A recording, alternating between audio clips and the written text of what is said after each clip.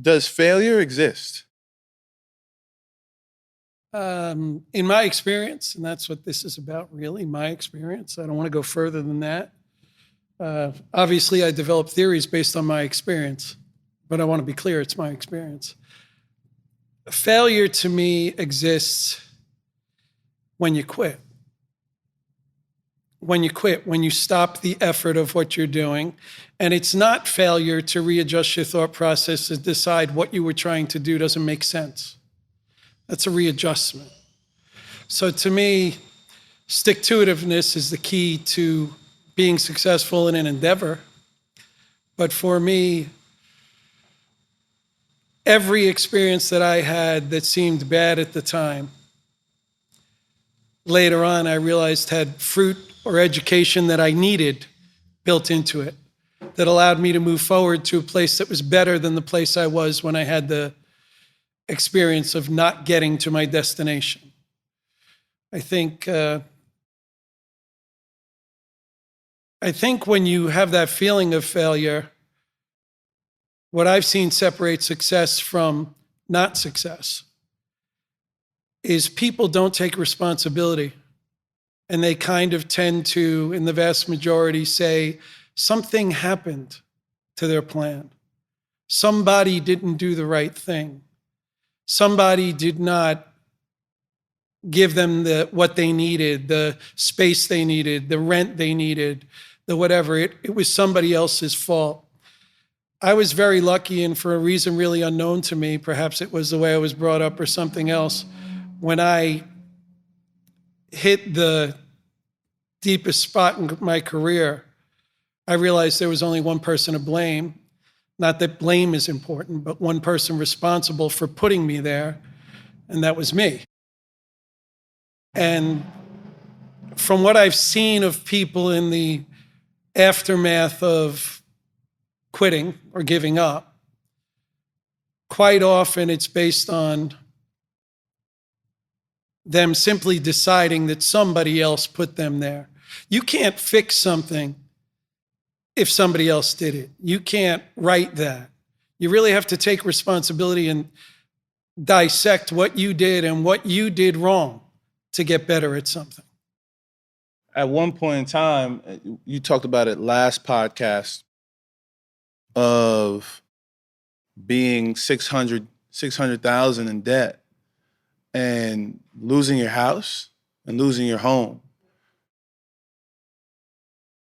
How did you, a lot of people quit at that point in time, right? A lot of people say, oh, I can't do this. A lot of people say, I got to get a regular job. And then they live in that perpetual debt and that cycle for the rest of your life. You being at the lowest point right there financially, I don't know if that's your lowest point personally, but that must have been a tough shift. Out of that, you're more than a $500,000 in debt. That was the situation was created by the fact that I've always been a pretty good salesman, I think by birth. It's a gift that I had, the gift of gab, or the ability to convince people or to know your question before you asked it, which is what I believe is at the heart of sales. If I can answer your question about a product before you've asked it, I pretty much have you sold. And that was something I always understood. Maybe it's from being the fourth kid in the family and watching everybody else grow up and have their battles. But going through and buying my father's business, being a great salesman and knowing nothing about business, not having a business education, and selling for less than I should have for years, led me to a point where I had more debt than I had money coming in. And when it caught up with me, it was devastating. I mean, to know that you're working hard, to know that you're getting up at 6 and you're not getting home till 9 at night and you're putting in the effort, and then to realize it's too far gone to save is an awakening. What have I done? I'm grateful for the fact that I came out of it and knew I did it. I had the support of a mentor who was my next door neighbor as a child growing up, a guy I called Mr. Colarusso. And Mr. Colarusso knocked on my door. And I don't know if you've ever been broke, but when you're broke, everybody that used to be your friend or your ally or your business associate runs the other way for fear you're going to ask for money or help or something else. And I received a knock on the door from a guy that my whole life, from I was 7 to 20, called Mr. Colarusso. And he introduced himself as Joe and said if I wanted to take another shot at this, he knew the business end and he would help me. And he helped me. And he said to me, I said exactly what you just asked me. I said, I think I'm just going to go work for someone else. And he said, Scott, don't do that. He had worked for Hazeltine Electronics for 35 years and was a leading rep for some of their most innovative products overseas. And because of that, when his kids were graduating, he couldn't be there because Hazeltine said, get on a plane and go close this deal in Italy. Or Hazeltine said, do this. He said, do you want to run your own life? Then take another shot at this. You can do this. And the part of the story that I most appreciate is I would have to plead guilty to being a know-it-all at a very young age. I knew all the answers. That's how I self-destructed. I didn't need advice. I knew what I was doing. I was a great salesman. Joe had one rule, came in and gave me one rule. If you ask for my advice and you don't take it, you can't ask again. And all I could say is, boy, did he know who he was dealing with. Because for about 3 years, I would get in a business situation and I would go see Joe or call Joe and he'd say, do this. And I'd hang up that phone and I'd do that. I didn't question it. I didn't wonder why. I knew that this guy was my tether to a good life, my way back, the guy who was willing to help me for, frankly, at that time, an unknown reason. At this time, I understand it's just for love, just to do it, just to get, I believe, to garner some value out of all that time he had given up, the time he had paid for in blood, to share that with somebody as I want to do here now for the reason of sharing it, no return required. And that developed into a great relationship. But I knew that I had made the mistakes. And I proceeded as if I knew I had made the mistakes, cautiously, which I had never done before. I've never been a cautious person. So the mentorship from Joe, from a guy named Larry, who I went to junior high with, my sister, these people really came to my rescue. That's the toughest part about entrepreneurship, that which I'm finding right now, is when do you know when to hold them and fold them, or keep going. And as an entrepreneur, you don't want to end up hurting yourself in the long run, in terms of there is a point where the writing's on the wall, or do you disagree? I would say, as it was for me, there is a point where the writing's on the wall. You will probably not get to that point if you're paying attention, if you're on the planet. There are enough signs. There are signs along the way. There were signs early on I wasn't making money. When you're in business and you start taking a deposit from client A and paying off the debt of client B, you know, should know, you're not making money. But when you're living the illusion that I want to survive, it's about to turn, it's about to turn.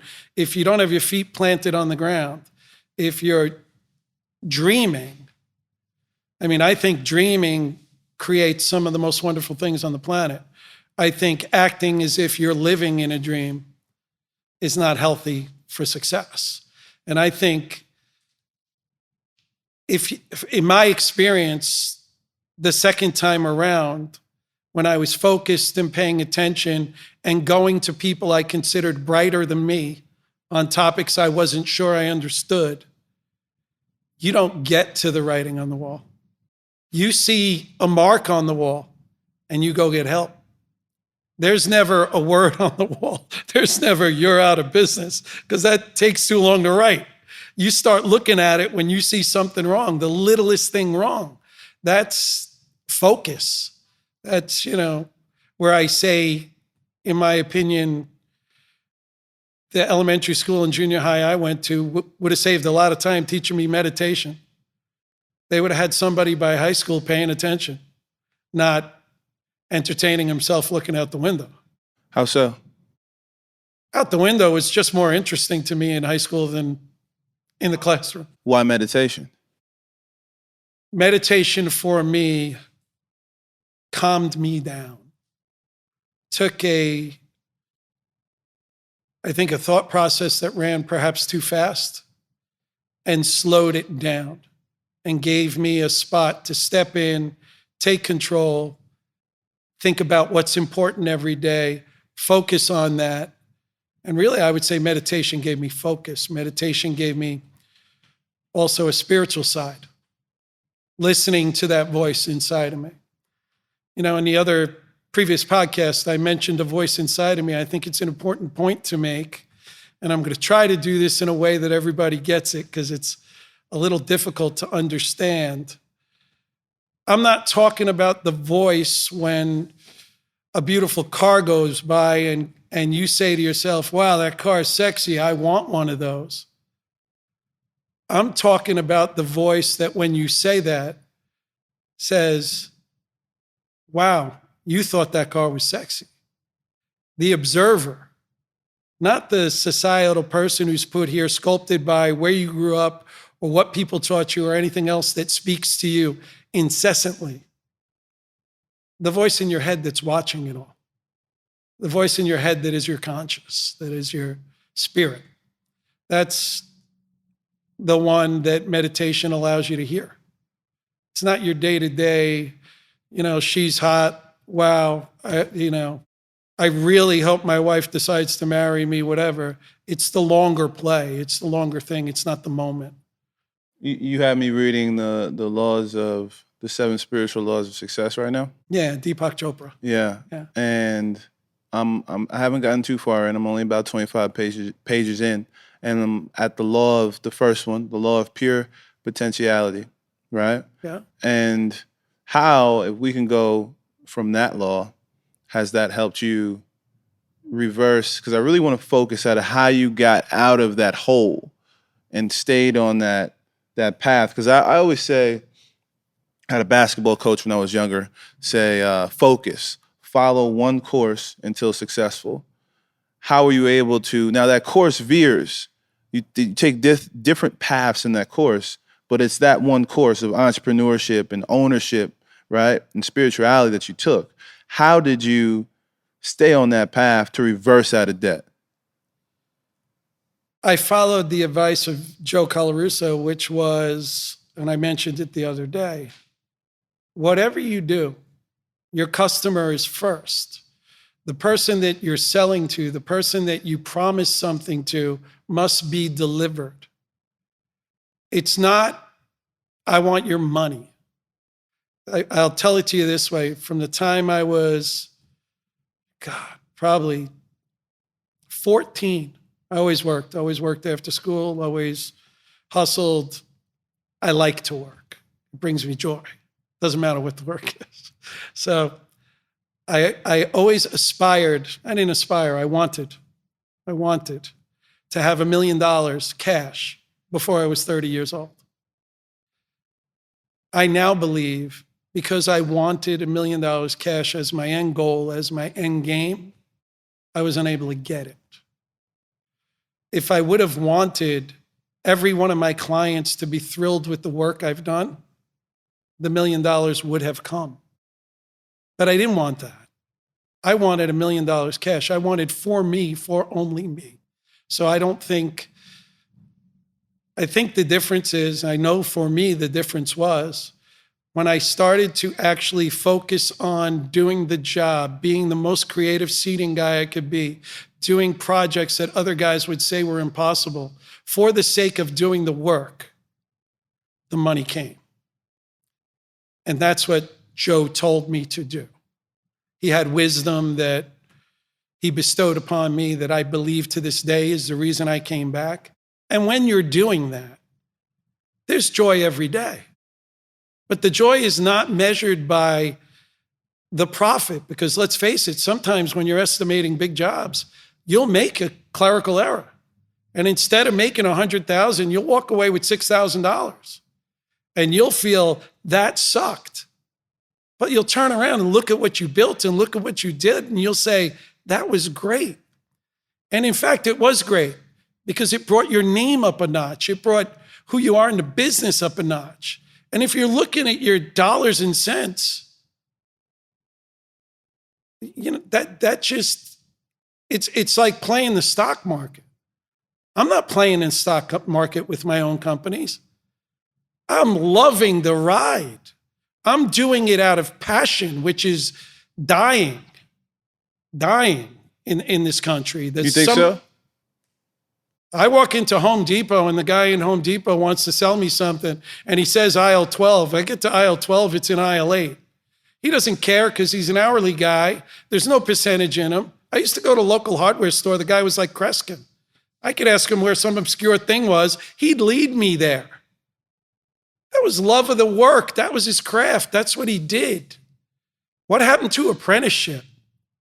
What happened to me taking you by the hand and teaching you my craft? I have a guy who works with me for 5 years who went to school with my son Dalton, who was my apprentice in the sales of seating systems. He's brilliant. He is every bit as capable as I ever was to do what I did. That's a beautiful thing when you can impart that to somebody. Where is that? How did we move away from that model? What was it? Efficiency? Financial progress? I don't think so. I don't think so. You need to hone your skills, you know, and we are the result of that not happening. And that is a result of corporate greed. And there needs to be a new paradigm, which we'll talk about in upcoming episodes. I have an idea. You find yourself at a point in time in your life where, just to bring us back, you really thought about just working for somebody. And having sat, I've probably known you for 2 weeks now. Excuse me? I've known you for 2 weeks now. A little bit more, but yeah. I could never see you working for someone at any point in life. And it's funny because the first job that I know I could have done very well is sell cars. I could have sold cars. I could have sold life insurance. I could sell. And by the way, the thing I will state, because I have a microphone and a camera on me, being a salesperson is not a sleazy job. Salespeople who sell quality based on what they know and what they believe are doing you a service. Somehow in my lifetime, it has turned out that salespeople are wicked and evil and plotting against you. Not always the case, but that's a different story. I just have to defend my craft. You sit back and you look on where you are right now. We've talked. And you never saw this point, like this bright of a period. Oh, I will. Yeah, I thought I worked hard. I had a very nice life. I was grateful for all of that. But what that led to when somebody bought my company and my other company grew to a size because my son is managing it and he has that under control and I'm able to step back and enjoy the fruits of my labor at this level. If you would have asked me, I would have probably estimated that financially I'd be someplace 25% of where I am. 25%. And by the way, that would have been a happy place. That would have been a very happy place. But now there is and you know, that goes back to the part of the story where do the right thing, be a good person, and that is its reward. That is the reward, not having to look over your shoulder, not wondering who's chasing you. I mean, candidly, when I went broke, answering the phone was scary. Wondering which creditor was calling me up to yell at me for money was so depressing, so monumentally heavy, and so ugly. I would like no one to ever have to do that. You know, it's a factor of education. You could be educated about putting yourself in that kind of peril. You could be educated to see the writing on the wall before it comes. There could be early warning signs. I mean, don't get me started on the banking system and the credit cards and the amount of credit card debt that they'll allow you to accumulate and all of that. That's extortion. That's Shylock. Banks today are Shylocks. They're not banks. So, they're opportunistic. They're preying on people to give you credit and let you pay just the minimum so the credit lasts forever. That's craziness. Besides your mentor, what was the first step physically and financially of getting out of that hole? One amazing step out of it that I learned about that I was totally unaware about is when you're in financial peril like that, I had always asked the guy at the bank to do me a favor and never talk to my wife about the mortgage, because my wife is not built for financial conversations. It's just not something she enjoys. She doesn't want to deal with the pressure. And that was our deal. She has a lot of other responsibilities, and that was mine. And I came home one day and she was in tears, and the guy from the bank called her up and said, look, we're going to come take your house. Little did he know that that date I have gone to see a bankruptcy attorney. And the guy said to me, look, and I'll share this with the world, the best thing you can do right now is to declare bankruptcy and stay in your house and not pay for your mortgage for 2.5 years. And I told the guy on the phone, I said, listen, I said, what's my house worth? And he told me. I said, what do I owe? And he told me. And the number I owed was higher than the value of the house. I said, it's your lucky day. You can walk into your boss and tell him he's got his house back. And he immediately said, no, no, no, no, no. You can pay me something. What can you do? I said, no, just got back from my attorney. You can have the house back. And what I did not know, because banks certainly don't share this information, I was in that house for 2.5 years, mortgage free. That was the single thing that allowed me to breathe, to get back on the map, to grind out a living. And by the way, I paid back that $600,000 in debt. I paid all the people that I owed money. And I lived that way. And that, coupled with realizing I was the cause of the problem, allowed me to keep going, gave me the self-respect to keep going.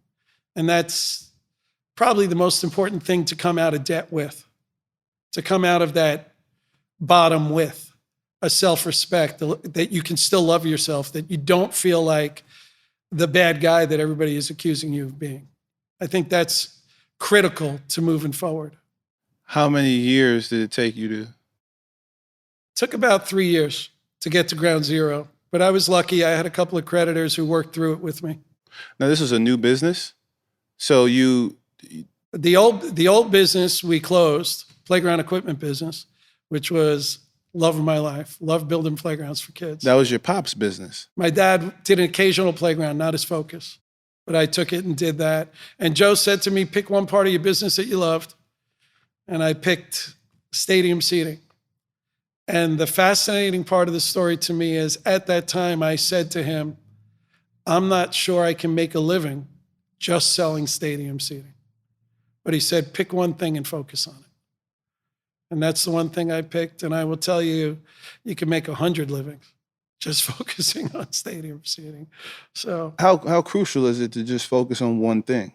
Is that a thing that everybody, or most, not everybody, because there's no rule that it's for everybody, but is that a thing that majority of people looking to get into anything should just focus on one thing? If I'm a running back, be a running back. Wide receiver, be a wide receiver. I'd be something other than truthful if I told you that I totally agree with that, because I have a hard time practicing it. But I believe if you're my mentor and you tell me to do that, you're giving me good advice because of the nature of the beast. I've had an issue since I was a little kid, sticking with something and focusing on it. So if you're built that way, I think it's probably good advice to get your head above water by focusing on one thing. I think that that's important initially. I think Where I am now in my life, I mean, you know it. I've got about 5 projects going, but I more or less have 5 projects with 5 different people running the 5 projects. So it's my dream. I get to be scatterbrained, but I have a separate brain on it. So I've learned how to work with who I am inside. I love going from topic to topic. My brain works that way. I love multitasking. Is it your most efficient, most direct way to a goal? Absolutely not. Straight line. How does fear play into all of this? So, was there any fear? So, All there was fear. yeah. When I was a kid, I believe every decision I made, the reason I did things like other people wanted to do them was fear. The reason I practiced business like someone else was fear. I would tell you in truth now, for me, the way that I conduct business, time out. Do we know who that is? Yeah, it's like my best friend. Let him in. I want to have it. Let him in. I'm not going to let you stay out there. No, come on in. Good, man. So the fear thing, I only discovered after the bottom fell out. And now I would tell you there's nothing to fear but fear itself. That's the truest reality that I can give you, that for me, fear has left. Fear has gone. But then again, I would tell you in a spiritual way, I believe that you build your own protection. That being godly assists you in your own protection. That there is another force around that's helping you. Certainly, I'm sure of that. Well, what if I was to be the devil's advocate? I'm gonna sit here and tell you that that's bullshit. Here's why, Scott. I'm gonna tell you it's bullshit because the bank that was coming after you for your house, the people that you had to pay back, they don't see the spirit around you or God around you to help you get out of debt and to help you do what you had to do and to stop your fear. Fear doesn't know. That little subconscious mind in the back of your cerebellum doesn't know that God and your spirituality is going to fight fear off. No. At that time, I was as fearful as they get during that experience. In hindsight, Mr. Devil's Advocate, and I love you guys. You guys are my favorite. You're missing one thing, and that's faith. And I won't tell you faith in what, that's up to you, but faith.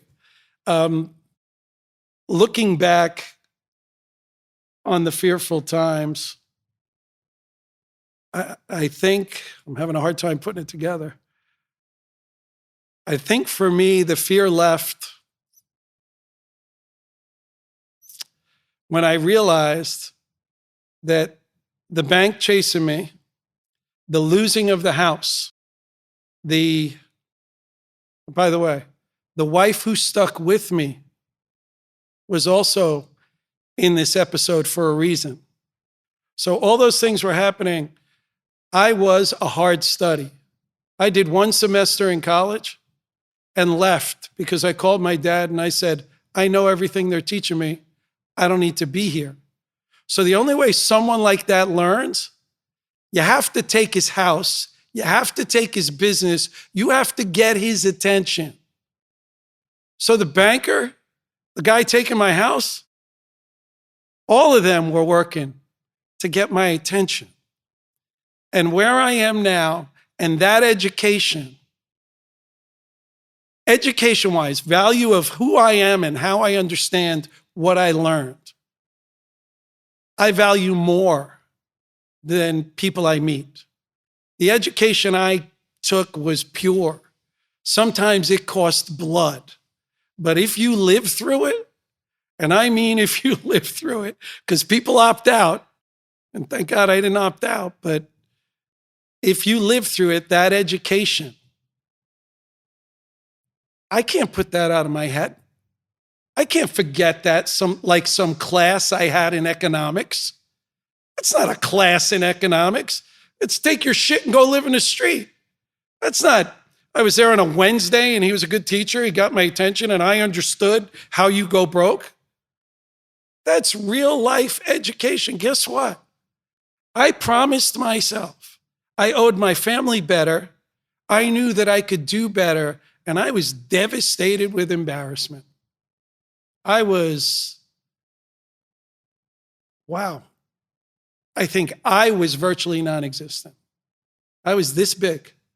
I was nothing, but that education apparently was the proper school for me. It was the proper school. And when you go through the life, you may say, that's be the devil's advocate. All that shit happened to me. I brought all that shit upon me. I directly asked for it. I ran amok. I did whatever I wanted to. I disrespected laws, spiritual and otherwise. That's what happens. That'll happen every time. I'm convinced of it. And if you turn it around and if you decide that you need to be the best you could be, there's also laws for that. There's laws of abundance. Keep reading the book. There's laws that will deliver you. By the way, just as sure as they came and threw me out of my house, they will come and help you. Just because it's a dark situation doesn't mean it's not help. Nothing could have turned me around but what turned me around. And the fact that my wife stuck with me, that's a beautiful thing. Did you have any kids at this time? Yeah, I did. I had a young son who to this day, I think living in that experience in that house with me avoiding the phone made him today partially who he is. He's very trepidatious. He's going to check things 3 times before he does it. And about 4 years ago, the light went on. I went, I'll bet when he was little and learning to talk, that experience in that house that I was getting thrown out of during that dark time has made him constricted. And Chandler, I apologize to you for that. That's the part that is the most amazing part of the story. And it, dare I say, Dare away. that the way you got through that was because of obviously everything you talked about, but to say I'm $600,000 debt, I have a baby boy, I'm married, I have a wife, a home, fuck it, I'm gonna keep doing this business shit and I'm gonna truck through. That takes a little bit of some intestinal fortitude, but it also takes a little selfishness on your part to say, selfishness and foresight, to say that I know I'm down 35 in the fourth quarter, but I'm going to come back and win this game. Maybe the third quarter. I will go back to, I don't think it was selfishness as much as I would call it desperation. I felt taking a job for somebody else is the easy way out. And the only advantage to the easy way out is it's the easy way out. And working for myself and proving to myself that I could do better was the only path to loving myself. I was, for some reason, wise enough or tapped on the shoulder by something at the time that said to me, you cannot quit. You can reorganize, you can reset, but you cannot quit. I think when God assembled me, he gave me some really wonderful parts. I think to take a job for somebody else and not have the growth experiences and the path I took would have been a shameful waste. I feel so blessed that I had the support of my wife. My wife never looked twice. She took the hit with me. She she stood there by me and relied on me and supported me. And it's led to a wonderful thing that is today. And, you know, people, and what I say to people is whatever you're going through, and this is the way I should have looked at it. Is there a power trying to nudge you in another direction? Is there something saying, this is too hard? Do you have something in your head that you dream about doing? And should you be doing that? These are the important questions. Not how much does it pay an hour? Not how long can I do this before I get to move up to a job I hate equally as much? When am I going to make the real fucking money? Guess what? You can make the real money today, and if you're miserable, you will find a vice to spend it on. You will find some shit to ruin yourself. There is no other way. I sit here happy. By the way, I'm happy that I met you, Mr. Devil's Advocate. I'm happy I met you. You bring me joy. You have fire in you that I see. This is fun for me. I don't need to be paid for it. I don't need to sell anybody anything. I'm not selling anything. I'm sharing my experience. I'm sharing the truth. The truth has value. If no one wants to watch this podcast, it's okay. It's helping me. It's helping me to remember how I got here.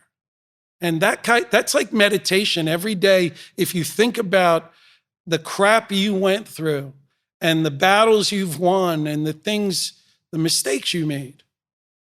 People who get in trouble are people who forget the mistakes they made.